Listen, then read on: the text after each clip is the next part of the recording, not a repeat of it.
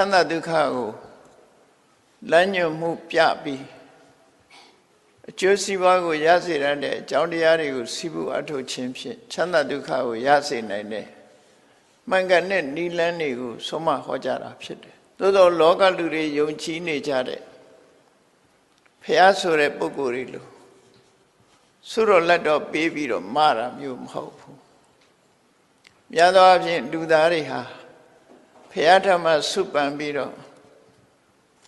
ရတယ်ဆိုတဲ့ပုံမှာအထင်ရောက်ရှိပြီးတော့နေကြတယ်။တကယ်ကတော့လိုချင်တာဆုပန်နေုံနဲ့ဘာတစ်ခုမှရမှာမဟုတ်ဘူး။ကိုအားကိုကြိုးစားအထောက်ချင်းပြင်းတာလေရနိုင်တယ်ဆိုတာလက်တွေ့ဘဝမှာလူတိုင်းသိကြတာပဲ။ဘာပဲဖြစ်ဖြစ်ပညာတတ်အောင်လဲကိုယ်တိုင်ကြိုးစားစီးပွားဥစ္စာလဲကိုယ်တိုင်ရှာကြရတာဖြစ်တယ်။သို့သောလောကလူတွေကညှို့လင်းချက်ကြီးစွာနဲ့တစုံတစ်ယောက်ကကိုယ်မဆာလိမ့်မယ်လို့ထင်ရောက်ပြီးအာကိုနေကြတာတော့ခဏထီအောင်ရှိနေကြတော့မယ်ပေါ့နော်တကယ်ကတော့အာကိုခံရတဲ့ပုဂ္ဂိုလ်ရဲ့ကုညီဆောင်ရှောက်မှုဆိုတာဟာအကြံဉာဏ်ပေးခြင်းလိုအပ်တဲ့အချက်လေးတွေကိုကုညီပေးခြင်းမျှတာလည်းဖြစ်တယ်ဒီတဲ့ပို့ပြီးမလုံးနိုင်ပါဘူးမိဘတွေကသားသမီးကိုချစ်လို့ကိုယ်သားသမီးကိုကြည်ပွားတိုးတက်စေချင်လို့ရှိရင်မိဘတွေကဘာလုပ်ရလဲဆိုရင်သားသမီးပညာတတ်ဖို့အတွက်ကျောင်းကောင်းကောင်းထားပေးမယ်ဆရာကောင်းကောင်းထံအနံ့ပေးမယ်ကုန်ကြစရိတ်တွေများစွာကုန်ကြခံပြီးတော့စီစဉ်ပေးကြတယ်ဒါလက်တွေ့ပဲလေမလို့ရမယ်ဆိုရင်ကိုသားသမီးဘယ်နိုင်ငံရခြားတွေပို့ပြီးတော့ဆင်းရဲဒုက္ခခံစေမလဲ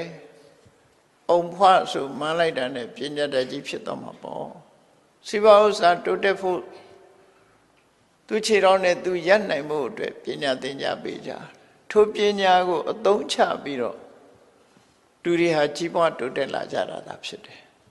သို့သောခဏထီအောင်အများစုကမလိတ်နိုးနိုးနဲ့ယူကျိုးကိုးကွယ်နေကြတော့မယ်ဘုရားဘာသာရေးကိုးကွယ်တဲ့မြတ်စွာဘုရားကတရားဝါရီရဲ့အကျိုးကိုဆောင်ရွက်တယ်ဆိုတာမှားတဲ့အနေနဲ့ဆောင်ရွက်တာမဟုတ်ဘူးဆိုလိုတာကမှားတယ်ဆိုတာတကူနဲ့မှားတာမဟုတ်ဘူးအသိပညာပေးတာပဲဖြစ်တယ်ဟိတနဲ့ဒုက္ခစာပေကျမ်းမှာအတိလင်းဖော်ပြတာရှိတယ်ဟိတေပဝတ္တနေနအဟိတာသနိဝတ္တနေန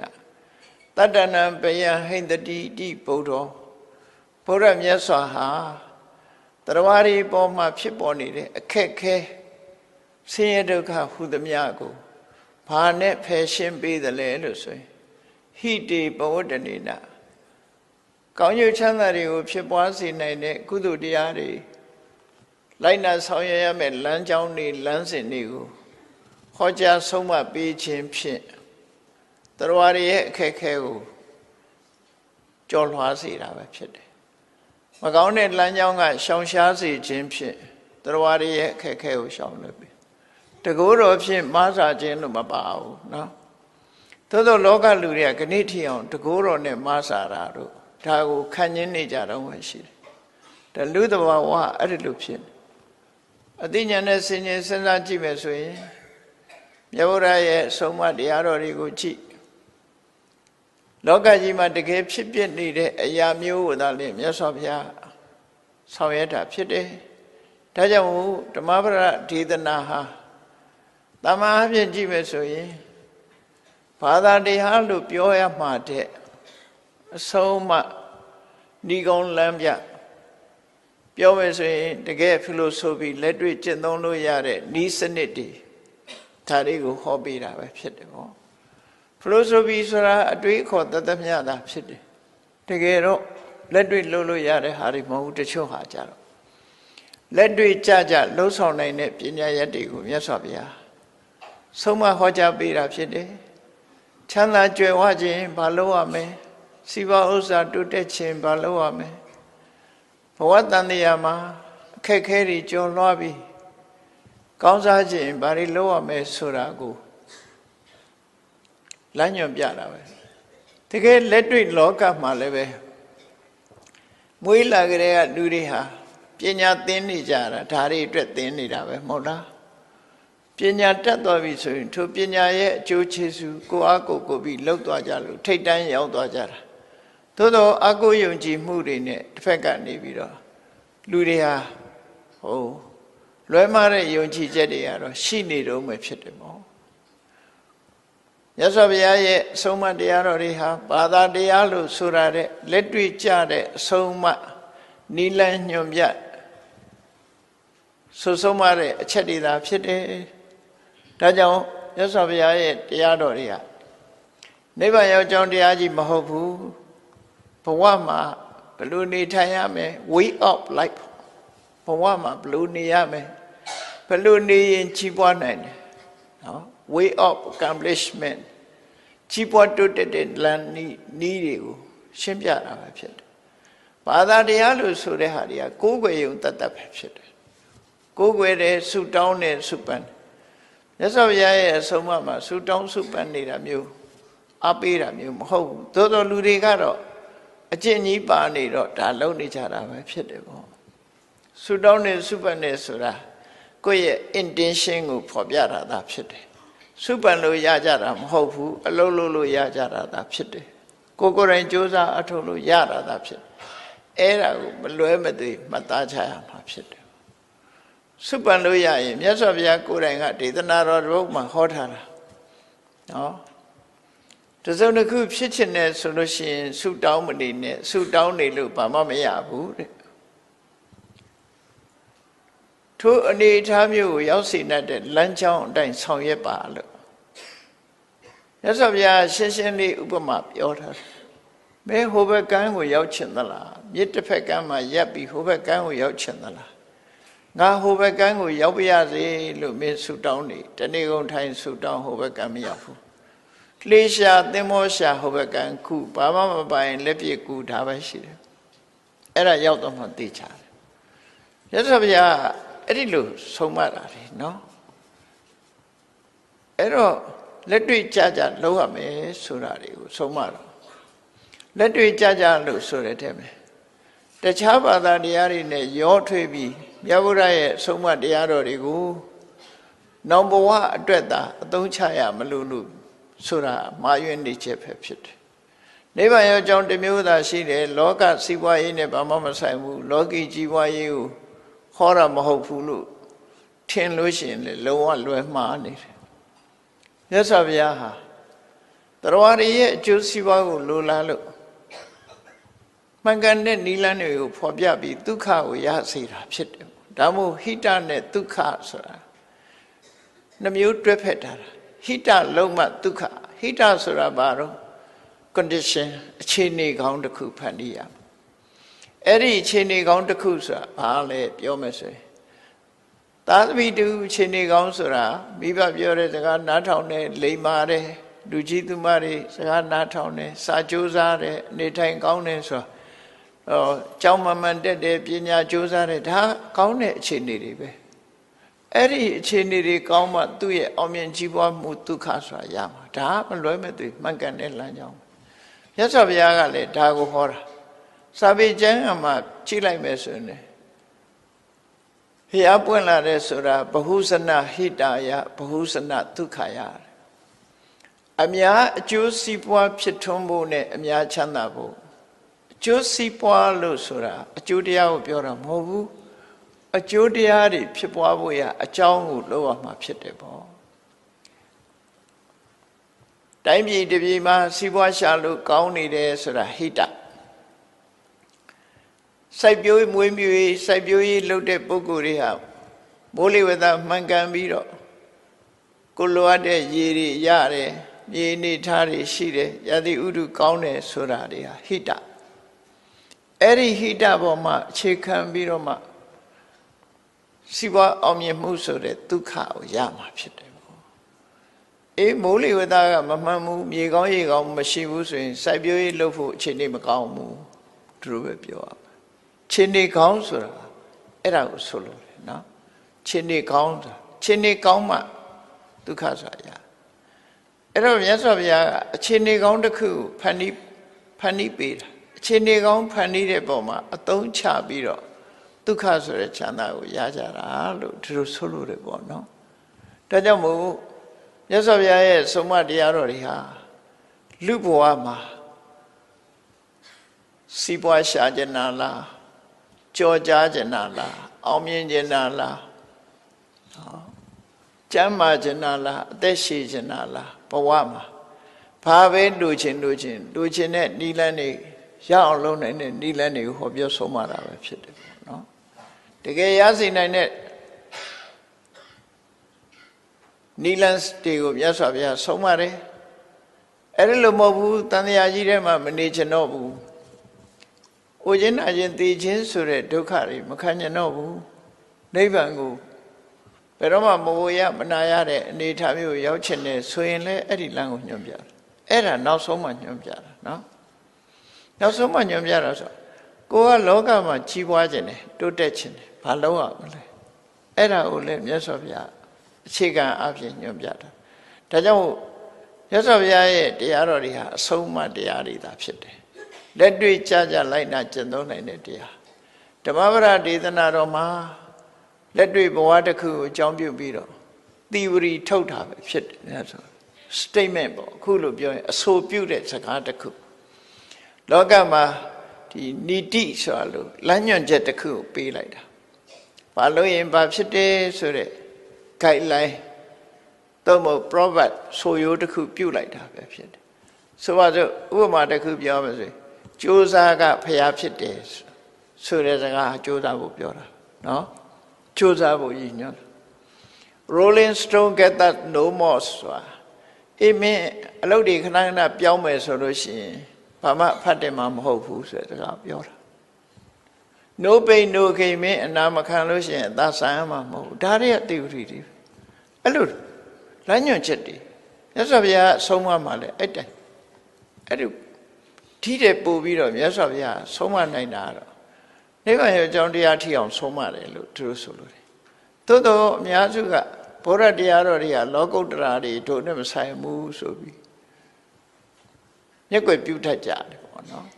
ကဘာမှာကြည့်လိုက်မယ်ဆိုရင်မြတ်စွာဘုရားတရားတော်ဟာလောကုတ္တရာတရားကြီးပဲမဟုတ်ဘူးမျက်မှောက်ဘဝမှာကောင်းကျိုးချမ်းသာရစေနိုင်တဲ့နိလန်းတွေဟောတယ်ဒီဘဝတည်းဆိုရင်မပြည့်စုံသေးဘူးဒီဘဝမှာဘယ်သူမှအမြဲမနေရဘူးနော်ဒီဘဝအဆုံးသတ်သွားလို့ရှိရင်နောက်ဘဝအတွက်စိတ်ချစေရမယ်ကိုချင်းတရားတွေကိုဟောတယ်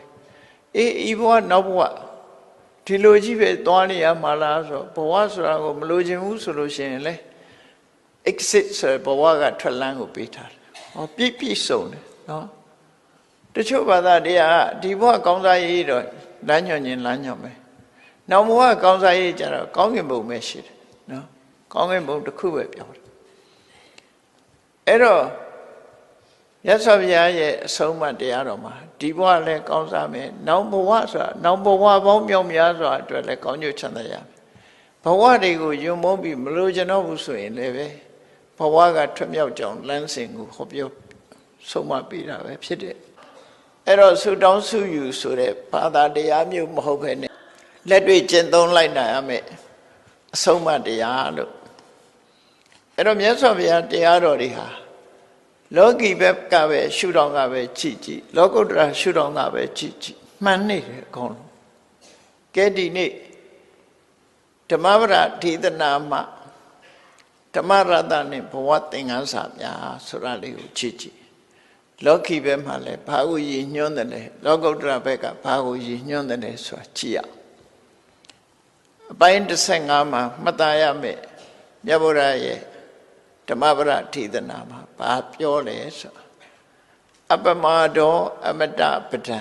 ပမဒောမစ္ဆုနောပဒံတမန်ပြောလိုက်ရင်ဒါလေးကရှင်းရှင်းလေးပဲเนาะအပမရဆိုတာမင်းအခြေအနေတစ်ခုပေါ်မှာယဉ်မှုမေးလျော့နေမဲ့ဆိုလို့ရှိရင် ပမာဒရစ်မှုမေးလျော့မယ်ဆိုရင်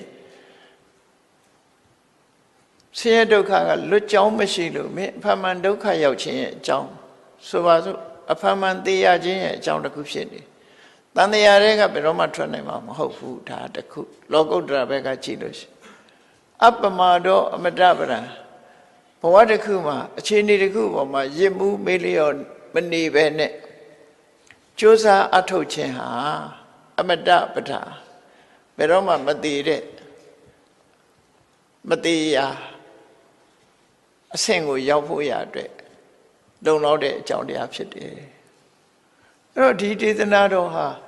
တမန်အပြင်ကြည့်မယ်ဆိုရင်အပမာဒဆိုတဲ့ mindfulness ပေါ့နော်ကိုယ်အလုပ်ပေါ်မှာအာယုံစိုက်ပြီးတော့ရရှိထားတဲ့အခြေအနေတစ်ခုပေါ်မှာရစ်မှုမနေပဲနဲ့တတိနဲ့ကြိုးစားအထုတ်နေရမယ်အဲ့ဒါလိုကြိုးစားအထုတ်ဆွဲဆွဲမြဲမြဲလုပ်နေခြင်းဟာအမတပဒနောက်ဆုံးအမြင့်ဆုံးအဆင့်ဟာဘယ်တော့မှမတည်ရတဲ့နေရာမျိုးထိအောင်ရောက်သွားနိုင်တယ်ပေါ့အဲ့ဒါလိုမဟုတ်ဘဲနဲ့စัจကျင်မဲ့ပမာဒခြေနေတစ်ခုပေါ်မှာရည်မှုနေလို့ရှိရင်ဖန်တယ်လဲတည်ခြင်းအကြောင်းဖြစ်တယ်ဒါအမြင့်ဆုံးအဓိပ္ပာယ်ကိုပြောတာ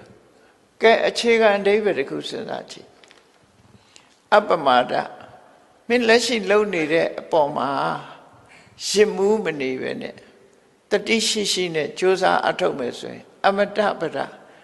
မင်းရဲ့ဂုဏ်သိက္ခာဟာဘယ်တော့မှကြာဆုံးသွားမှာမဟုတ်ဘူးအမြဲတမ်းရှင်သန်နေမှာပဲလို့သူတို့ဆိုလို့တယ်လူဘဝတချို့ကလူမသေးခင်သေသွားတယ်လေဂုဏ်သိက္ခာတွေဂုဏ်သိက္ခာတွေကြာဆုံးပြီးသေသွားတယ်အဲ့ဒါမေ့လျော့သွားလို့မမေ့လျော့ဘူးဆိုရင်မင်းဘယ်တော့မှမသေဘူးလောကကြီးတဲ့ကမင်းသေမှာမဟုတ်ဘူးပျောက်ကွယ်သေတယ်ဆိုတော့ပျောက်ကွယ်သွားဆိုပါစို့မြန်မာလူမျိုးတွေရဲ့ယင်ထဲမှာအနောယထမင်းဆိုတာရှိတယ်ကျန်စစ်သားဆိုတာရှိတယ်နော်ဘရင်နောင်အလောင်းဖရာတို့ရှိနေကြအဲ့ဒီလူတွေကအကြောင်းမဲ့ရှိလာတာမဟုတ်ဘူးသူတို့ကြိုးစားအထုတ်ခဲ့တာအဲ့ဒီလူမမေ့မလျော့ကြိုးစားအထုတ်တဲ့ပုဂ္ဂိုလ်ဟာလူသေးတော်လဲနာမည်မသေးဘူးဒါမှမဟုတ်အမတပဒလို့ဒီအဓိပ္ပာယ်ကိုယူလို့လည်းရတယ်ပေါ့နော်ဂုဏ်သိက္ခာအဖြစ်နဲ့သိဆုံးသွားမှာမဟုတ်ဘူးဘယ်တော့မှမသိဆုံးဘူးဘယ်တော့မှမကြဆုံးဘူးလို့ဒီလိုဆိုလို့တယ်မမှန်ကန်ကန်နဲ့တတိရှိရှိနဲ့ဆွဲဆွဲမြဲမြဲကောင်းတဲ့အလုပ်တွေကိုလုပ်သွားတဲ့ပုဂ္ဂိုလ်ဟာဘယ်တော့မှလောကကြီးကပျောက်ကွယ်ပြီးတော့သူ့နာမည်ဟာတိမ်မြုပ်သွားမှာမဟုတ်ဘူးလို့အမတပဒဒီလိုအဓိပ္ပာယ်မျိုးလေးရပမာရောမစ္ဆုနောပရံမိမိလျော့ရော့လှုပ်ချင်လှုပ်ပြီးတော့နော်ရစ်မှုနေတဲ့ပုဂ္ဂိုလ်ကတော့မကြခင်ပဲလူကမသေးခင်နာမည်ပျောက်သွားပြီလူမသေးခင်နာမည်ပျောက်သွားလူလည်းသေသွားရောဘယ်သူမှအသိမှမပြုတဲ့အနေအထားမျိုးရောက်သွားဘယ်သူမှမသိတော့သေသောသူကြာရင်မေ့ဆိုတာအဲ့ထက်ပါသွားပြီကုန်ဂုဏ်ပြုခံရတဲ့ပုဂ္ဂိုလ်မျိုးမဖြစ်ဘူးလို့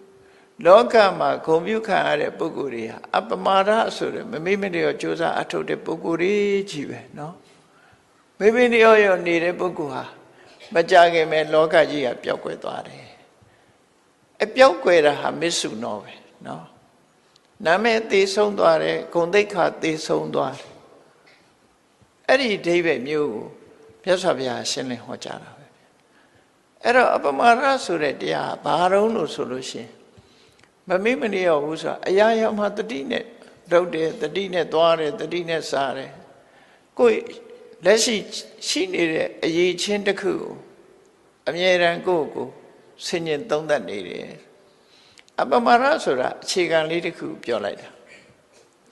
တတိရှိနေရင်နောက်ကပါလာတော့ဆိုပညာလာတယ်တတိနဲ့တမ္ပစဉ္ညာဒီကနေ့ခေတ်မှာတတိအရေးကြီးတာကိုနိုင်ငံရခြားလူတွေကသဘောပေါက်တယ်သို့တော်ဘုရားဘာသာတရားတော်လို့သူတို့မပြောချင်တဲ့အခါ mindfulness လေ့ကျင့်ခန်းဆိုပြီးလုပ်နေကြတာနော်ဒါတတိလေ့ကျင့်ခန်းပဲအပမာဒပဲ mindfulness based stress reduction ဆိုတာ MBSR လို့အမေရိကန်နိုင်ငံမှာဘယ်သူတီထွင်တယ်လဲဆိုရင်တော့ဘယ်သူတီထွင်တယ်ဆိုတာတော့သိချာမသိပေမဲ့လို့ဗမာပြည်မှာလာရောက်ပြီးတရားထိုင်သွားတဲ့ပုဂ္ဂိုလ်တွေရှိတယ်နော် mindfulness လေ့ကျင့်ခန်း မှာမြတ်စွာဘုရားဟောတော်မူတဲ့တတိပဋ္ဌာန်တရားတော်ပဲတတိနဲ့တမ္ပစညသူတို့က MBSR ဆိုတာ MB ဆိုတာ M ဆိုတာ mindfulness B က based stress reduction လောကလူတွေဟာကြီးပွားချမ်းသာခြင်းနဲ့ဆန္ဒတွေပြင်းထန်ကြတယ်ကြိုးစားကြတယ်အောင်မြင်သူရှိတယ်မအောင်မြင်သူရှိတယ်မအောင်မြင်တဲ့ပုဂ္ဂိုလ်တွေကစိတ်ဖိစီးမှုဆိုတဲ့ stress တွေဖြစ်လာကြတယ် depression တွေရလာတယ်အဲ့လိုတွေဖြစ်လာအဲ့ဒါမျိုးမဖြစ်ရအောင်လို့သူကဘာလို့ mindfulness လေ့ကျင့်ခန်းလုပ်တယ်နော်တခြားအရာမလုပ်ဘဲနဲ့မြတ်စွာဘုရား mindfulness လေ့ကျင့်ခန်းကိုပြောထားတာကိုလည်းလှုပ်ရှားမှုတွေအားလုံးပေါ်မှာ mindfulness နောက်ဆုံးမှာကိုအဝတ်ပြင်ဝတ်ထားအစ mindfulness လို့ပကံခွဲရောက်ကြင်တာစားတာတောက်တာအဲ့ဒီအစနောက်ဆုံးမှာတိတ်တိတ်နေတာအိဋ္ဌာအစပြီး mindfulness ပါတယ်တတိပဋ္ဌာန်သုံးပါးကြည့်မယ်ဆိုလို့ရှိရင်လက်ကွေးခြေဆက်ရှေ့တို့နောက်ငင်လှုပ်ထားအစအကုန် mindfulness နဲ့သွားအဲ့ဒါတတိနဲ့တမ္ပစည mindfulness and comprehension လို့ခေါ်တယ်နော်တတိထားတယ်ဆင်ញင်စဉ်းစားတယ်တတိထားခြင်းစဉ်းစားခြင်းဆိုတဲ့ဒီနှစ်ခုနဲ့ပေါင်းစပ်ပြီးတော့အလုံးလုံးနေမယ်ဆိုတဲ့ပုဂ္ဂိုလ်တယောက်ဟာကြီးပွားတိုးတက်နိုင်တယ်ဒါကြောင့်မို့အဲ့ဒီလေ့ကျင့်ခန်းကိုငွေချေးတနမြောက်များစွာပေးပြီးတော့ခေါ်လေ့ကျင့်နေကြတယ် mindfulness based stress reduction ဆိုတာသင်္นานပို့ချတယ်အလကားတက်လို့မရဘူးเนาะအခုဘဝပြေမှာအလကားတက်လို့ရ mindfulness based stress reduction အဲ့ဒီဤစနစ်ဟာတကယ်အကျိုးရှိတယ်ဆိုတာလက်တွေ့အသုံးချတဲ့လူတွေကသိတယ်ဒါမြတ်စွာဘုရားရဲ့ဤစနစ်သူတို့က mindfulness တစ်ခုတည်းတင်လေ့ကျင့်ခိုင်းတယ်မြတ်စွာဘုရားရဲ့အဆုံးအမကြတော့ mindfulness and comprehension နှစ်ခုတွဲသွားရမယ်လို့ဆိုလို့တတိထားရမယ်စဉ်းစားရမယ်တတိထားရမယ်စဉ်းစားရမယ်သူစဉ်းစားမှုကနောက်ကလိုက်နေတယ်အများတတိရှိမှပညာဆိုတာဖြစ်တယ်တတိကင်းတဲ့ပညာဆိုတာမရှိဘူးတဲ့အဲ့ဒါကြောင့်မို့တတိနဲ့ပညာတွဲဖက်တာအဲ့ဒါလို့တွဲဖက်ပြီးတော့သွားမယ်ဆိုလို့ရှိရင်ကိုယ့်ဘဝကိုယ့်အခြေအနေကိုအမြဲတမ်းသိနေတယ်လူတွေဟာတစုံတစ်ခုမှားယွင်းမှုမလုပ်သည့်အတွက်ကြောင့်အောင်မြင်ကြီးပွားမှုတရဖူဆောင်းနိုင်တယ်ပေါ့ဒီလိုဆွလို့တာเนาะအဲ့ဒါကြောင့်မလို့အပမရတရားကိုမြတ်စွာဘုရားအဓိကထားပြီးအပမရောအမတပဋ္ဌာန်မမေ့မလျော်ကျူးပန်းအထုတ်မှုဟာမသေးခြင်းရဲ့အကြောင်းဖြစ်တယ်မိမိပမာတော်မစ္ဆုနောပဋ္ဌာန်မိလျော်ရောနေခြင်းဟာသေရခြင်းရဲ့အကြောင်းဖြစ်တယ်သေဆုံးပျောက်ကွယ်ရခြင်းရဲ့အကြောင်းဖြစ်တယ်ဒီနှစ်ခုပမာရနဲ့အပမရဆွဲမြဲမြဲလှုပ်တာလည်းပဲအပမရထဲမှာပါတယ်နော်ဆွဲမြဲမြဲလှုပ်တာဒါမို့အပမရရဲ့အဓိပ္ပာယ်ကိုဖွင့်ဆိုတဲ့အခါမှာတက္ကိစ္စကာရီတလီတစားလှုပ်တယ်နော်တတတကာရီစင်ဆက်မပြတ်လှုပ်တယ်အဋ္ဌိတကာရီဆွဲမြဲမြဲတီခိုင်မာလှုပ်တယ်ဆိုတာဒီအကုန်လုံးပေါင်းထားတာနော်မမေ့မနေရဘူးဆိုတာအေးမြတ်စွာဘုရားကဒီဒေသနာတော်မှာအခုလို့ဟောတာအပမတောအမတပဒံပမတောမစ္ဆုနောပဒံအပမတ္တာနမယန္တိပြန်ရှင်းပြတယ်ခုနတော့ကသဘာဝတရားကိုပြောတာအပမတောမမေ့မလျော်မှုဆိုတဲ့အကြောင်းတရားဟာအမတပဒံမသေးပဲနဲ့သာဝရတည်ရှိနေခြင်းရဲ့အကြောင်းဖြစ်တယ်ပမာတော့မေးလျော့နေမှုကတော့မစ္ဆုနောပဒံသေဆုံးပြောက်ွယ်ခြင်းရဲ့အကြောင်းဖြစ်တယ်အပမတ္တာနာမိယန္တိမမေ့မလျော့နေတဲ့ပုဂ္ဂိုလ်တွေဟာဘယ်တော့မှမသေးဘူးလောကကြီးကဘယ်တော့မှပြောင်းမသွားဘူးဒီလိုဆိုလို့တယ်နော်ဘယ်တော့မှသေမသွားဘူးသူတို့ဟာဂုံသိက္ခာအပြင်နဲ့သေသွားတာမဟုတ်ဘူးသူတို့ရဲ့ဂုံသိက္ခာတွေအရေးချင်းတွေဟာရှိနေမှာဖြစ်တယ်ရေပမတ္တာယထာမတာမိလျော့တဲ့ပုဂ္ဂိုလ်တွေကတော့ဘာမှမထူးအသက်ရှင်လျက်သေးနေတာနဲ့တူတယ်လို့မြတ်စွာဘုရားဒီလိုဟောတာအဲ့တော့လောကမှာရှင်လျက်သေးနေသူနဲ့ သေသွားတော့လဲရှင်လျက်ရှိသူဆိုပြီးနှမျိုးခွဲလို့ရတာနော်အဲ့တော့ကိုယ့်ကိုရှင်လျက်သေသူမဖြစ်စေနဲ့ဒီလိုဆိုလိုတာပေါ့ဘယ်လောက်ပဲလုပ်လို့တလီတစားဆွဲဆွဲမြဲမြဲခိုင်ခိုင်မာမာ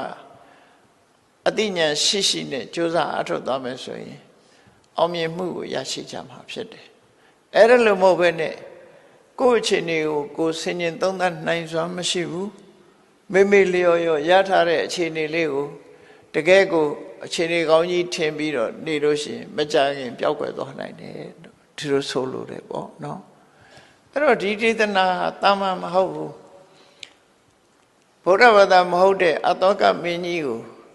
ဒီကြောရတမဏိကနေပြီးတော့ဖះရဲ့အဆုံးအမတစ်ခုကိုပြောပါဆိုဒါပြောလိုက်တာဒီအဆုံးအမကြားပြီးတော့အတောကဘုရင်ကြီးကဗုဒ္ဓဘာသာဖြစ်သွားတာငကိုယ်တော့ဗုဒ္ဓဘာသာမဟုတ်ဘူးထို့တူပဲမြမသမိုင်းမြမရာဇွဲမှာကြည့်လိုက်လို့ရှင်အနောထဘုရင်ကြီးဟာဗုဒ္ဓဘာသာစစ်မဖြစ်ခင်အခုလိုပဲရှင်အရဟံစီကအပမာရောအမတပဒံဆိုတဲ့ဒီဒေသနာကိုနာယူလိုက်ရတဲ့အခါမှာဗုဒ္ဓဘာသာစစ်ဖြစ်သွားတယ်ဒီအဆုံးမရသွားတာမင်းပဲဖြစ်ဖြစ်တိုင်းသူပြည်သားပဲဖြစ်ဖြစ်အရာရှိပဲဖြစ်ဖြစ်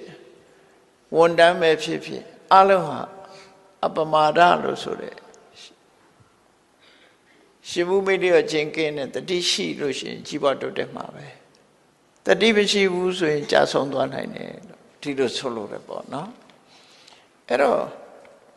ဒီဒေသနာတော်ဟာလောကီကိစ္စမှာလည်းပဲမြတ်စွာဘုရားရဲ့လမ်းညွှန်ဆုံးမမှုဟာလောကီအတွက်လည်းပဲအကျိုးရှိတယ်ဟာမျိုးအဲ့တော့အပမာဒဆိုတဲ့တတိကဘယ်တော့မှပျောက်ကွယ်သေဆုံးသွားခြင်းမရှိဖို့အတွက်အကြောင်းတရားဖြစ်တယ်ပမာဒဆိုတဲ့မေ့လျော့ခြင်းကတော့သေဆုံးပျောက်ကွယ်သွားခြင်းရဲ့အကြောင်းဖြစ်တယ်သေဆုံးပျောက်ကွယ်သွားခြင်းရဲ့အကြောင်းဖြစ်တယ်အပမတ္တာနာမိယန္တိယေပမတ္တာယထာမတ္တာမေ့လျော့မမေ့မလျော့တဲ့ပုဂ္ဂိုလ်တွေဟာသာဝရအသက်ရှင်နေသူတွေဖြစ်ပြီးမေ့လျော့တဲ့ပုဂ္ဂိုလ်တွေဟာအသက်ရှင်နေသေးနေသူတွေပဲဖြစ်တယ်ဟောဧဝံဝိသေတတောညတ္တဝါဒီလိုထူးခြားချက်ကို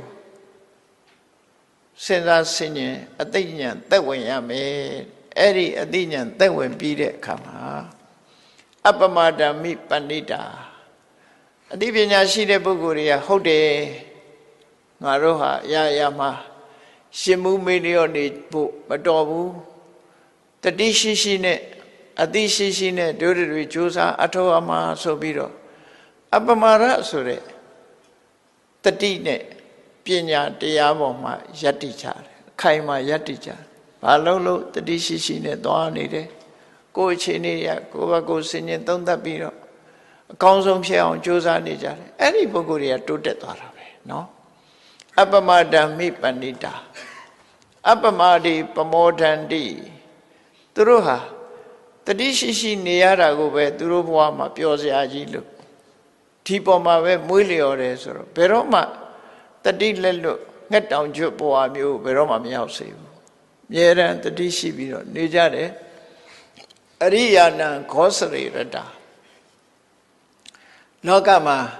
အစင်းမြင့်ပြီးတော့လူတော်လူကောင်းတွေရဲ့ကိုချင်းတရားတွေပေါ်မှာသူတို့ဟာအခိုင်အမာယက်တည်ပြီးပျော်မွေ့နေကြတာဖြစ်တယ်အပမာရရှိလာပြီဆိုလို့ရှိရင်အပမာရရှိသူနဲ့မရှိသူတို့ရဲ့ထူးခြားချက်ကိုကောင်းကောင်းကြီးသဘောပေါက်တယ်ဘယ်လိုလို့ဆိုတော့မေ့လျော့နေတဲ့ပုဂ္ဂိုလ်တွေဟာတော့အသက်ရှင်နေရဲ့တည်ဆုံးနေသူတွေပဲဂုံအားဖြင့်လဲသူတို့ဟာပေါ်လွင်လာကြတာမဟုတ်ဘူးဂုံသိက္ခာအပြင်လဲထင်ရှားပေါ်လွင်မှုမရှိကြဘူးအပမာရလို့ဆိုတဲ့တတိရှိနဲ့ဆင်ញတုံတရားရှိနဲ့ကျိုးပန်းအထုတ်တဲ့ပုဂ္ဂိုလ်တွေကတော့သေသွားတောင်မှသူတို့နာမည်ကိုဘယ်သူမှမမေ့ကြဘူးသူတို့ဟာသေသွားတောင်အသက်ရှင်နေတဲ့ပုဂ္ဂိုလ်တွေတို့အဲ့ဒီလိုထူးခြားတဲ့အခြေအနေတရားကိုသေးသေးချာချာအလေးနဲ့ထားစဉ်းစားပြီးတော့အပမာရလို့ခေါ်တဲ့ရထားတဲ့အခြေအနေပေါ်မှာယဉ်မှုမေ့လျော့ခြင်းခင်းပြီးတတိတံစင်ညနဲ့အလုံးလုံးကြမယ်ဆိုလို့ရှိရင်အဲ့ဒီအပမာရတရားပေါ်မှာ မွေးလျော်ပျော်ပိုက်နှစ်ချိုက်ကြမယ်တကယ်မြင့်မြတ်တဲ့ပုဂ္ဂိုလ်တွေမွေးလျော်တဲ့နေရာမှာအပမရတရားကိုလက်တွေ့ကျင့်သုံးနေကြမယ်ဆိုလို့ရှိရင်အဲ့ဒီပုဂ္ဂိုလ်တွေဟာကြီးပွားတိုးတက်တဲ့ပုဂ္ဂိုလ်ဒါကြောင့်မို့မြတ်စွာဘုရားအပမရောသဗ္ဗတပ္ပတိနံမူလံအပမရဆိုတဲ့တရားဟာအောင်မြင်မှုအလုံးတို့ရဲ့အခြေအမြစ်ဖြစ်တယ်အခြေခံတရားဖြစ်တယ်ဒီလိုဆိုလို့ရတယ်နော်ဘယ်လိုအောင်မြင်မှုပဲဖြစ်ဖြစ်လောကမှာစီးပွားရေးအောင်မြင်တာပဲဖြစ်ဖြစ်ဂုဏ်သတင်းအောင်မြင်တာပဲဖြစ်ဖြစ်ကိုယ်လုပ်ငန်းတစ်ခုကိုအောင်မြင်သွားစေခြင်းနဲ့ဆိုရင်တတိရှိရှိအတိရှိရှိနဲ့ကြိုးစားအထောက်တာပဲဖြစ်တယ်ဒီနေရာမှာတတိတော့ရှိတယ်အတိပညာမပါဘူးဆိုလည်းမအောင်မြင်နိုင်ဘူးမကြည်ပွားနိုင်ဘူးဒါကြောင့်မို့တတိလည်းရှိရမယ်အတိလည်းရှိရအဲ့ဒီနှစ်ခုပေါင်းစပ်ပြီးတော့အလုံးလုံးပဲဆိုလို့ရှိရင်အဲ့ဒီပုဂ္ဂိုလ်ဟာမြင့်မြတ်တဲ့ပုဂ္ဂိုလ်တွေရဲ့ကျက်စားရမွေးလျော်ရမှာသူတို့မွေးလျော်ပြီးအောင်မြင်ချီးပွားမှုကိုရသွားကြမှာဖြစ်တယ်လို့ဟောဒီဒေသနာတော်ရဲ့အဓိပ္ပာယ်ဟာလောကီအဆင့်ကနေပြီးလောကုတ္တရာအဆင့်ထိအောင်အကုန်လုံးယူလို့ရတဲ့အဓိပ္ပာယ်ကြီးပဲအကုန်လုံးဟောလောကုတ္တရာနည်းနဲ့ပြောမယ်ဆိုလို့ရှိရင်မိမိလျော်ရောနေခြင်းကြောင့်တန်တရားထဲမှာရှိကြမယ်မိလျော်နေသည့်အတွက်ကြောင့်ကုသိုလ်ကောင်းမှုတွေမလုပ်ဖြစ်ဘူးကာမဂုဏ်အာယုန်တွေထဲမှာမမောပြီးတော့ရမဲ့ဇောတွေနဲ့သာနေပဲဆိုလို့ရှိရင်ကောင်းတဲ့အလုပ်ကိုမလုပ်ဖြစ်ဘူးမကောင်းတဲ့အလုပ်တွေကိုပြောသလိုနေပြောသလိုလိုက်စားပြီးသွားကြတဲ့အခါမှာကောင်းတဲ့အလုပ်တွေကမလုပ်ဖြစ်တော့ကာမဂုဏ်ရမဲ့ဇောတွေရဲ့အတွင်းမှာလူဟာနစ်မြုပ်ပြီးတော့မကောင်းမှုအကုသိုလ်တွေနဲ့ရောထွေးပြီးမကြခင်ပဲပျက်စီးသွားကြတယ်ဒီလိုဆိုလို့ပေါ့နော်မကြခင်ပဲပျက်စီးသွားကြအဲ့ဒါလိုမဟုတ်ဘဲနဲ့ဒါတွေဟာတကယ်ကြီးပွားတိုးတက်ခြင်းရဲ့အကြောင်းမဟုတ်ဘူးတကယ်ကြီးပွားတိုးတက်ခြင်းအကြောင်းဟာတကယ်အကျင့်သီလခုံသိက္ခာလူသိက္ခာနဲ့လူဘဝမှာကျိုးပန်းအထောက်မှုတွေပညာတွေကသာလဲလူဘဝတိုးတက်ကြောင်ဖြစ်တယ်လုံလဝိရိယနဲ့ကျိုးပန်းအထောက်အမှာဖြစ်တယ်ဆိုတာကိုသိရှိနားလည်ပြီးတော့ကျိုးပန်းအထောက်တဲ့အခါမှာကိုရရှိထားတဲ့အခြေအနေတစ်ခုဟာပို၍တိုးတက်ပြီးအောင်မြင်လာတာဖြစ်တယ်ဘယ်ဘက်ကပဲကြည့်လူတွေကချီးမွမ်းစရာတစ်ခုဖြစ်လာကြတယ်ပေါ့အလုံးကချီးမွမ်းရတဲ့ဂုဏ်သိက္ခာတွေတိုးတက်လာတယ်လို့ဒီလိုဆိုတယ်နော်မြတ်စွာဘုရားကတေဇာယိနောတတတိကနေသံဒန္လပရကမာအလုတ်လို့ဖို့ဟောတာဇာယိနောဆိုတာလောကီစီးပွားနဲ့ပတ်သက်လာတဲ့အခါမှာမြတ်စွာဘုရားအမြဲတမ်းဆင်ញင်သုံးသပ်ရမယ်လောကီစီးပွားနဲ့ပတ်သက်လာတဲ့အခါမှာဟောကြားထားတဲ့ဒေသနာကိုကြည့်လူဘဝရလာလို့ရှိရင်မင်းတို့အမြင်မျက်စိနှမျိုးရှိရမယ်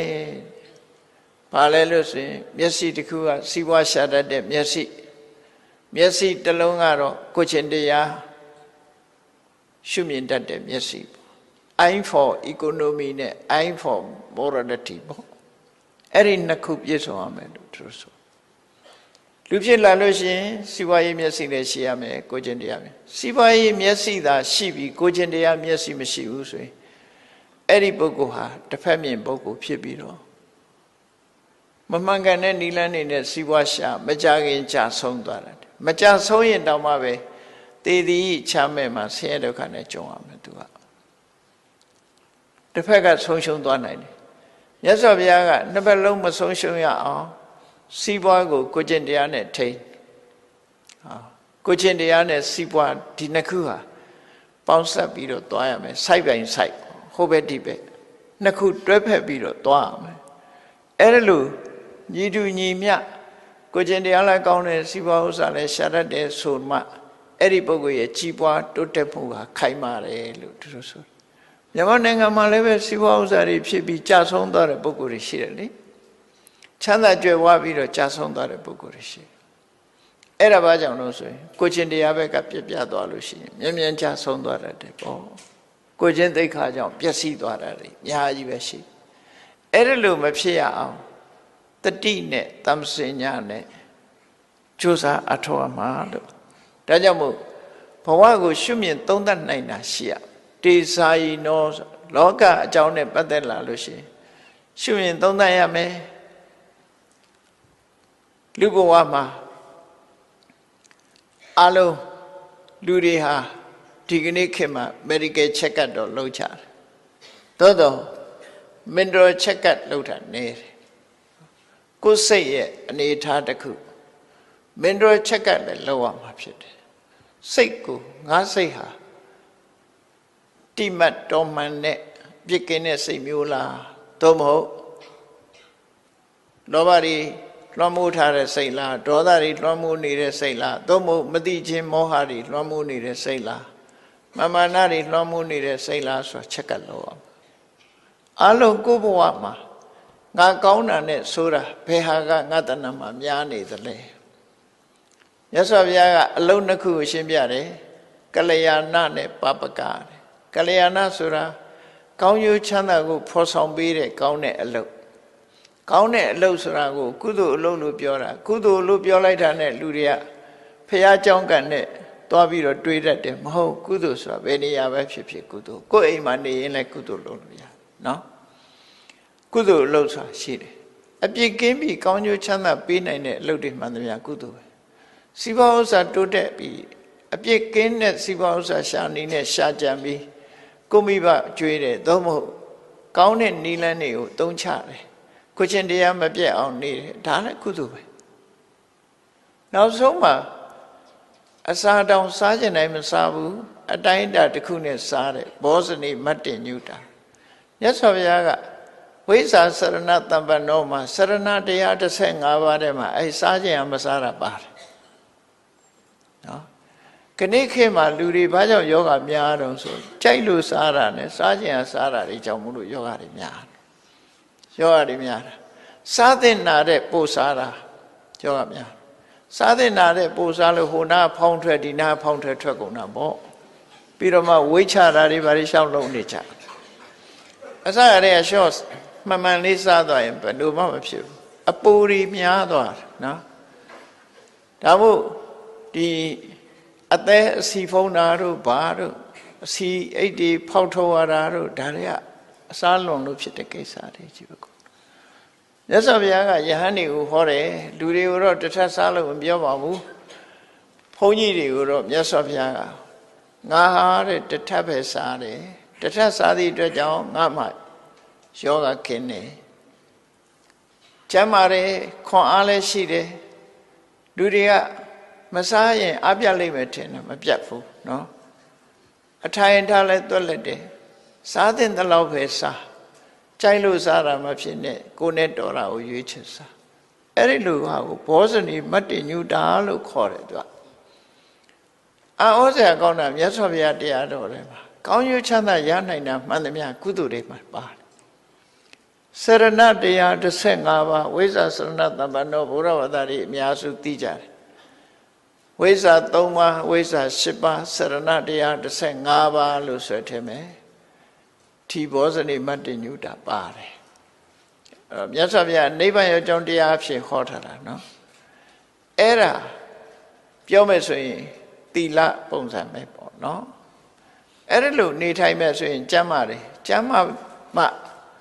ဒီလူတွေဟာကောင်းကျိုးချမ်းသာရနိုင်တဲ့အလုပ်တွေကိုလုပ်နိုင်တယ်သူတို့ဆိုလိုတာပေါ့ဒါကြောင့်ဘောဇနီမတ်တညူတာဆိုတာကိုနဲ့တဲ့တဲ့အစာလားမတဲ့တဲ့အစာလားရွေးချယ်ကိုစားစွာရမယ့်အတိုင်းအတာကိုရွေးချယ်နော်ဒီအတိုင်းအတာနှစ်ခုရွေးချယ်ဖို့လိုတယ်ပေါ့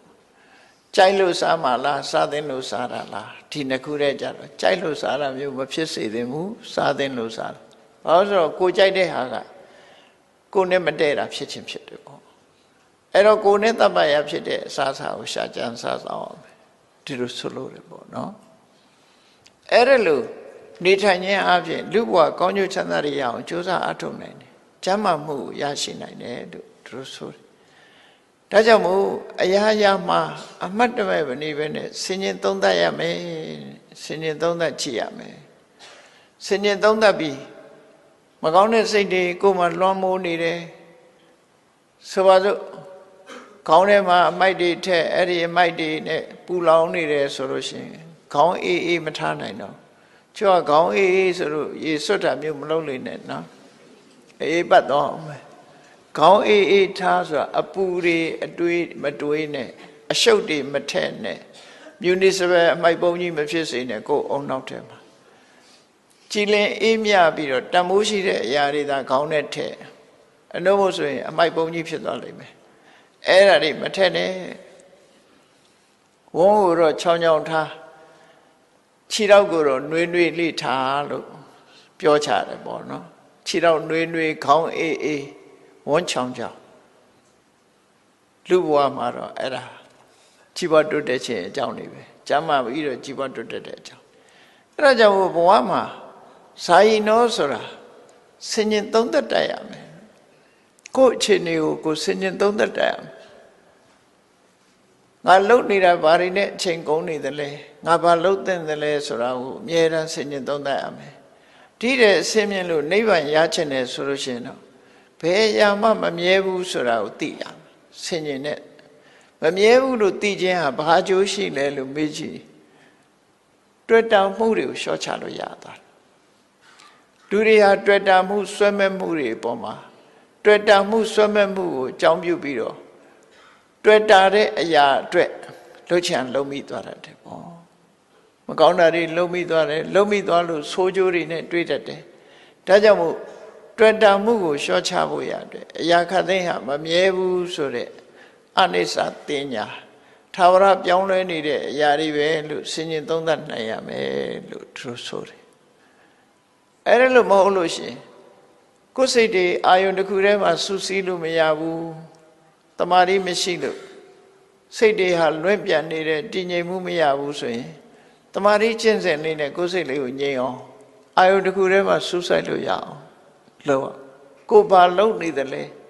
အဲ့ဒီဘာလုံနေတယ်လဲဆိုတဲ့အချက်ပေါ်မှာကိုယ်စိတ်လေးတည်ငြိမ်အောင်ထားနိုင်မှုကြိုးစားအဲ့ဒီနှစ်ခုကိုဇာယီနောလို့ပြောတာကပ္ပဒါအထုတ်ပြီဆိုလို့ရှိရင်ကတော့သမထကျင့်စဉ်ကိုလည်းဇာယီနောဝိပဿနာတရားအထုတ်တာလည်းဇာယီနောပဲသဘာဝကိုအသိမှန်ဆင်ញင်သုံးသပ်တယ်အဲ့ဒါတမာရီနဲ့ပညာတိုးတက်အောင်ကြိုးစားခြင်းလောကီကိစ္စမှာဇာယီနောဘာလို့ဟာ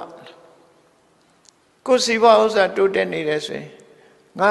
တနေ့ဝင်ငွေဘယ်လောက်ရှိတယ်ငါသုံးနေတာဘယ်လောက်သုံးနေလဲနော်ဖုံးဖို့တာအစဖုံးဖို့တာဘယ်လောက်ကုန်သွားပါလဲဝင်ငွေရဘယ်လောက်ရှိသလဲစာယီတော့စဉ်းစားဆင်ခြင်ရမှာဖြစ်တယ်ပေါ့နော်အသုံးတွေကမြဝင်ငွေကရှားဆိုလို့ရှိရင်တော့တဖြည်းဖြည်းလုံးမပသွားမှသိကြတယ်ပယုတ်လုံးစီးပွားရေးဆိုဖြစ်သွားတာနော်ပယုတ်လုံးဟာအကြီးကနေတဖြည်းဖြည်းသေးသွားတာကြီးလာတယ်လို့မရှိဘူးတဖြည်းဖြည်းကုံသွားပြီးနောက်ဆုံးမှဘာမှမကြံတော့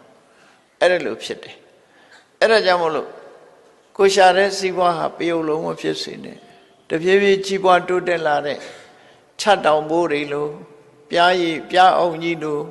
ကြီးပွားလာအောင်သာစ조사အထုတ်တင်တယ်ဒါဟာလေကိုယ့်ကိုချက်ကင်လုံးနေမှာသိမှာပဲဖြစ်တယ်ပေါ့ဒါကြောင့်မို့စာယီနောကိုလုံးနေတဲ့အလုပ်ပေါ်မှာအမြဲတမ်းလုပ်ရမှာစဉ်းစားတွေးခေါ်စီးပွားလုပ်ရင်ဒီစီးပွားကအကျိုးဘယ်လောက်ရှိတယ်မြတ်ဘာစီးပွားလုပ်ရင်ကောင်းမလဲခေတ်ချင်းတွေကဘယ်လိုရှိသလဲ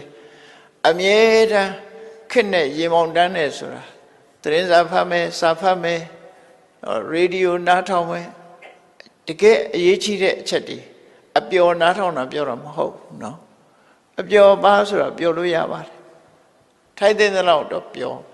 သို့တော့အလုံးနဲ့ပျော်တာကတမိုးပိုရှိသွားတယ်အလုံးနဲ့ပျော်တာလေအလုံးနဲ့ပျော်ပြီဆိုတဲ့အခါကျတော့အလုံးလည်းအောင်မြင်တယ်စိတ်လည်းပျော်တယ်နှစ်ဖက်ကျိုးတိုးတက်တယ်ပေါ့နော်အဲ့လိုလည်းမဟုတ်ဘဲနဲ့ဒိန်းတောင်းနဲ့ပြောရင်ကတော့အဲ့တော့ရင်ထဲဖုတ်လိုက်ခံစားရတဲ့အရာသာလေးပဲပြီးရင်တော့မောပြီးအိတ်ချင်သွားတာအဲ့ဒီအပြောအတစ်မျိုးအဲ့လိုမဟုတ်ဘဲနဲ့ဇာယီနောဆိုတာရှုမှတ်ဆင်ခြင်သုံးသပ်ပြီးတော့ကြည့်တတ်ဒီဇာယီနောတာတတိကာနေသန္တန်လပရကမအလုံးလုံးပြီဆိုလို့ရှိရင် စင်ဆက်မပြတ်လှုပ်ဖို့လိုတယ်လှုပ်ချင်တဲ့ကလှုပ်တယ်မလှုပ်ချင်တဲ့ကမလှုပ်ဘူးဆိုတာမဖြစ်စေရဘူးမှန်မှန်ကန်ကန်အမြဲမပြတ်လှုပ်နေတာတာတတိကလို့ခေါ်တယ်နေဆန်တန်လပရကမာအခိုင်မာကျိုးပန်းအထောက်အခက်ခဲတွေကိုဖြတ်ခွဲနိုင်တဲ့လုံလဝိရိယမျိုးနဲ့အဲ့ဒါလိုချိုးစားအထောက်လို့ရှိရင်ဖုတန်တိတိရနိဗ္ဗာန်ယောဂခေမနုဒ္ဒရာအနှောက်အယှက်တွေအလုံးကုံဆုံးသွားတဲ့နိဗ္ဗာန်ဆိုတဲ့အငြိမ့်တက်ကိုရနိုင်တယ်လို့မြတ်စွာဘုရားအဲ့လိုခေါ်တယ်အဲ့တော့လောကီအနေနဲ့ပြောမယ်ဆိုလို့ရှိရင်ကိုလိုချင်တဲ့ပန်းတိုင်ကိုရောက်နိုင်တယ်လို့ပြောတာပဲဒါဒီလမ်းကြောင်းကပဲသွားတာပဲတူတူပဲအလုံးမြတ်စွာဘုရားဟောတဲ့တရားလောကီဘက်မှာလည်းယူလို့ရတယ်လောကုတ္တရာဘက်မှာလည်းယူလို့ရတယ်နော်ကိုဖြစ်ချင်တာဘာလဲကိုယ့်ဟာကိုစဉ်းစားဆုံးဖြတ်ပြီးကိုသွားချင်တဲ့လမ်းကိုလည်းဒီအဆုံးမလမ်းကြောင်းကနေသွားအလုံးဟာအကောင်းနေကြီးပဲဖြစ်ဘာလို့ဆိုအကောင်းရောက်ဖို့ဆိုတာတူတူကြီးပဲမကောင်းတာရောက်ဖို့ကလည်းပဲတူတူပဲနော်အဲ့ဒါကိုမြတ်စွာဘုရားကဒီဓမ္မပဒဒေသနာတော်မှာအခုလိုဟောကြားဆုံးမတာပဲဖြစ်တယ်ပေါ့ဘာကြောင့်ဘာကိုအကြောင်းပြုပြီးတော့ဆုံးမတာလဲလို့ဆိုရင်ဇလန်းလေးကိုအကျဉ်းချုပ်ပြောရမယ်ဆိုရင်မြတ်စွာဘုရားကောသမိပြည်မှာတရင်သုံးတဲ့အချိန်ကောသမိကိုအုပ်စိုးနေတဲ့ဘုရင်ကဥတေနလို့ခေါ်တယ်အဲ့ဒီဥတေနဘုရင်ကြီးမှာမိဖုရား၃ယောက်ရှိတယ်သူနန်းနဲ့သူပထမမိဖုရားကသာမဝတီလို့ခေါ်တယ်အချမ်းရ900နဲ့သူကသူ့နန်းဆောင်မှာသူနေတယ်ဒုတိယမိဖုရားကတော့ဝါတုလထတ္တာ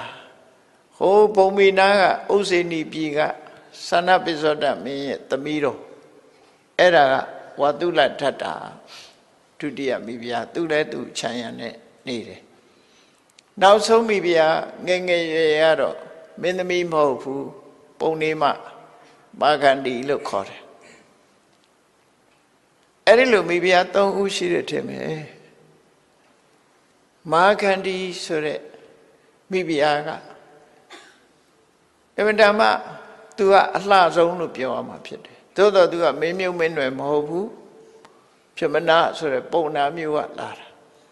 အမှန်တမ်းလှတော့သူ့အဖေကအိမ်အောင်ချပေးချင်တာသူ့သမီးနဲ့တန်တဲ့လူမရှိဘူးလို့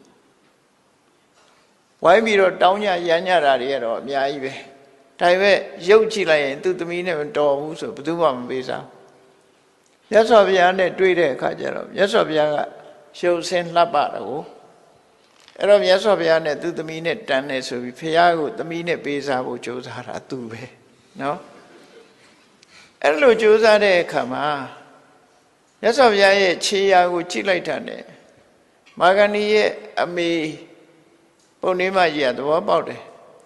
ဒီပုဂ္ဂိုလ်ခြေရာကြည့်လိုက်တာနဲ့ဒါသူတော်စင်ရဲ့ခြေရာရှင်သမီးကိုယူမှာမဟုတ်ဘူးသူတော်စင်သူတော်မြတ်ဖြစ်တယ်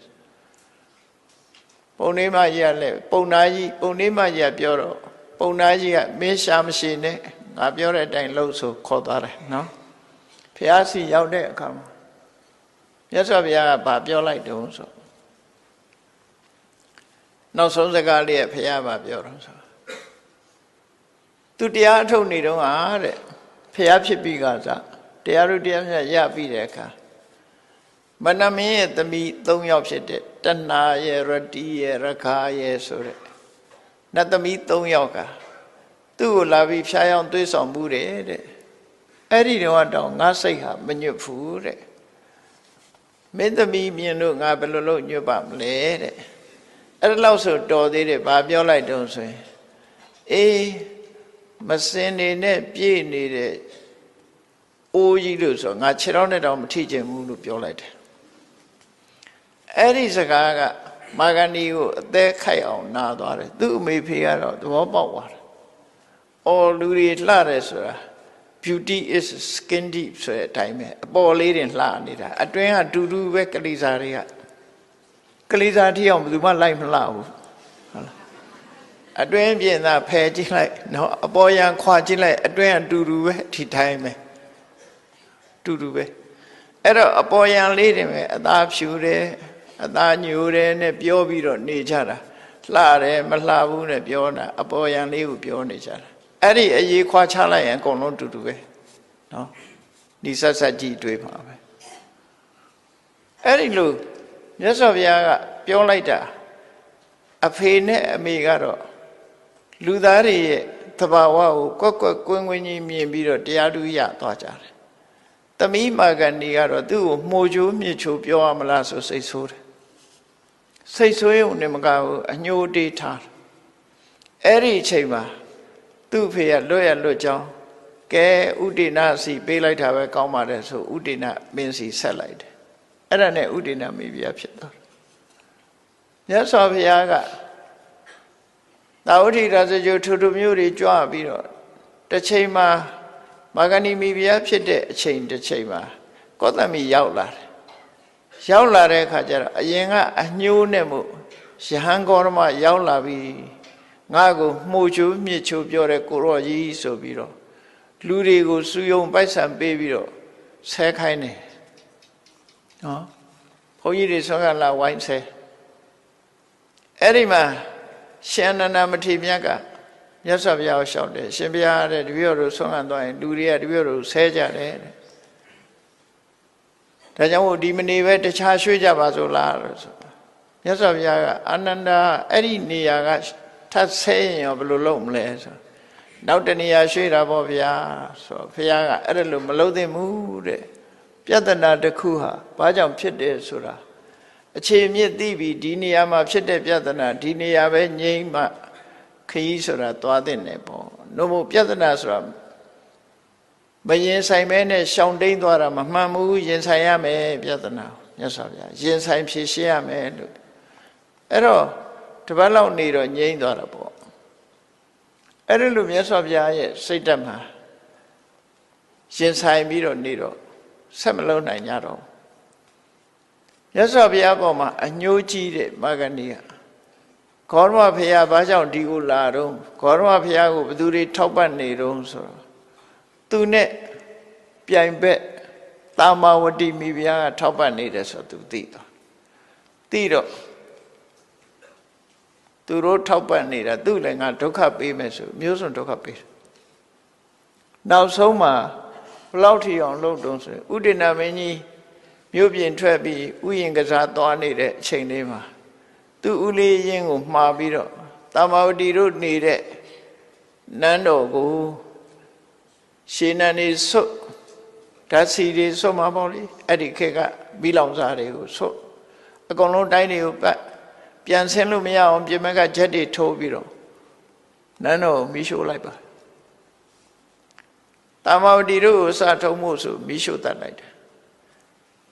တာမာဝတိတို့နန်းတော်မီးလောင်တယ်လို့ကြားတော့ဥဒိဏမင်းကြီးကအပြေးလာခဲ့တာသို့တော်သူလာတော့မီးကကျွန်းသွားပြီမိသားကနောက်ကျစပြင်းပဲအဲ့ဒါလို့အဲ့တော့မိသားသမားနောက်ကျနေအဲ့ဒီမှာတာမာဝတိတို့ဆုံးသွားတော့ဥဒိဏကြီးစိတ်ပြက်လက်ပြက်မိလောင်ခံရတာနဲတာမဟုတ်ဘူးတာမာဝတိခေါင်းဆောင်ပြီးတော့မြို့သမီး900မိရဲပါသွားတယ်မိလောင်တာ900တောင်ပါသွားဘယ်သူလက်ချက်လဲဆိုတာဥဒိဏမင်းကြီးစုံစမ်းတဲ့အခါမာဂန္ဒီရဲ့လက်ချက်ဆိုတာကိုသိရတော့မာဂန္ဒီကိုအပြစ်ပေးတဲ့အနေနဲ့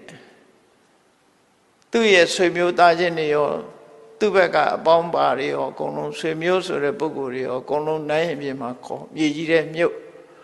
ခေါင်းဖော်ထားပြီးတော့ထဲနဲ့ထိုးပြီးတော့မာဂန္ဒီတို့ကိုပြစ်ဒဏ်ပေးတယ်အဲ့ဒီပြဿနာအကြီးကျယ်ဖြစ်ခဲ့တာအဲ့ဒီတော်တော်ရက်စက်တဲ့ပြဿနာကြီးတစ်ခုဖြစ်လာတယ်ဥဒိဏမင်းကြီးကလည်းမာဂန္ဒီတို့ကိုတည်တံပေးပြီးတော့အရှင်လတ်လတ်အခုလိုရဲဆက်ဆက်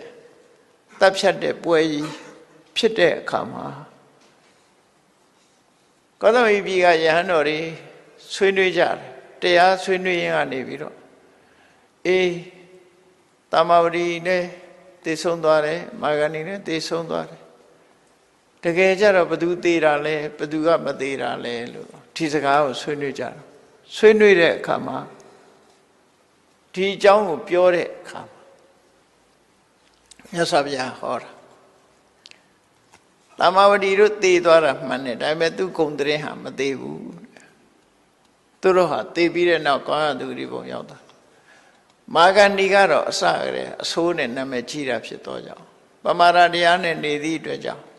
သူဟာသိဆုံးသွားရတာဖြစ်တယ်ပေါ့လောကကြီးမှာမိမိလျော့ရော့နေလို့ရှိရင်သိဆုံးတာနဲ့တူတူပဲမမိမလျော့နေတဲ့ပုဂ္ဂိုလ်ဟာဘယ်တော့မှမသိဘူးခုံသိက္ခာအပြင်လည်းမသိဘူးနာမည်အပြင်လည်းမသိဘူးလူအပြင်လည်းမသိဘူးလို့အခုလို့ဒီတရားဒေသနာတော်ကိုမြတ်စွာဘုရားကရှင်းလင်းဟောကြားပြီးဘဝသင်္ကန်းစာပညာပေးတဲ့အနေနဲ့ဟောကြားဆုံးမခဲ့တာဖြစ်ပါတယ်တရားချစ်ခင်သူတော်စင်ပြိဿအပေါင်းတို့မြတ်ဗုဒ္ဓ၏ဓမ္မပဒဒေသနာမှဓမ္မရတ္တပေါ်လွင်အောင်နာယူမှတ်သားပြီးမိမိတို့အတွက်ဘဝသင်္ကန်းစာယူလို့ကိုယ်ဘဝကြီးပွားတိုးတက်ရေးကိုယ်ကိုယ်တိုင်ကြိုးစားအထောက်အမှာဖြစ်တယ်အဲ့ဒီလိုကြိုးစားအထောက်တဲ့အခါမှာအပမာဒဆိုတဲ့တတိတရားနဲ့ဆင်ញင်တုံတရားဒီနှစ်ခုနဲ့လုံလဝီရိယတို့ဟာအရေးပါတဲ့အရာတွေဖြစ်တယ်ဆိုတာကိုသိရှိကြပြီးကျင့်ကြံပွားများကြိုးစားအထောက်နိုင်ကြပါစေကုန်သတည်း